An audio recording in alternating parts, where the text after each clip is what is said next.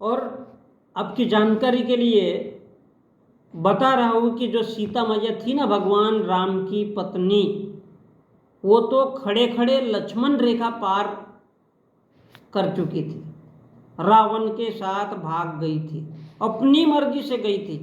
और जब लंकापति रावण का महल देखा ना, तो उसका दिमाग हिल गया, उसका दिमाग खराब हो गया। उसने देखा रावण का महल घास फूस और लकड़ी मिट्टी का बना हुआ था, जिसमें नेम प्लेट तक नहीं थी कि ये लंकेश गोल्डन टेम्पल है। तो सीता ने कहा कि मैं तो राजकुमारी हूँ, राजा की बेटी हूँ, तुम्हारे घर में इस घास फूस की मिट्टी में, इस कबाड़ में नहीं रह सकती।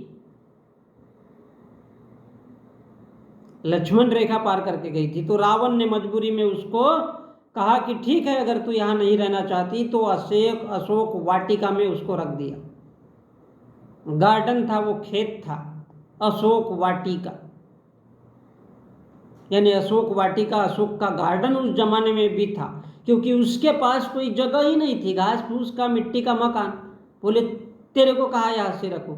तो जहाँ वो राजकुमारी सीता मैया को उसने मजबूरी में उस जंगल में रखा, अशोक वाटिका में रखा, तब सीता मैया को राम की याद आई।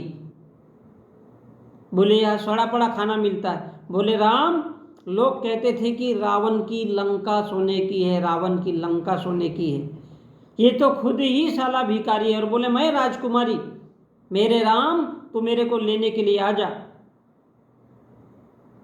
तू भले ही लोगों के मर्डर करता होगा, लोगों के गले काटता होगा, लेकिन मुझे खुशी तो तेरे ही साथ मिलेगी, मैं तेरे ही साथ खुश रह सकती हूँ।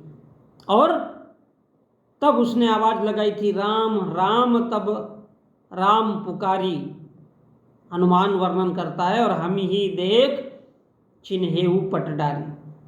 तो ये जो किशोरी है, कुमारी है, सीता है, गीता है, राधा है, मीरा है ना, ये कभी भी रावण की नहीं होती।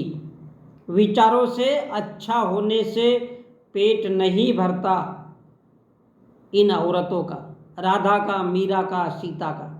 इसलिए ध्यान रखो, ये विदेशी जो है ना, इस देश के मूल निवासियों को कभी नहीं समझ सकते। हजारों लाखों करोड़ों की धन दौलत है ना, वो घंटे पे नहीं काटता इस देश का किसान, गरीब, मजदूर। और इस बात को समझने के लिए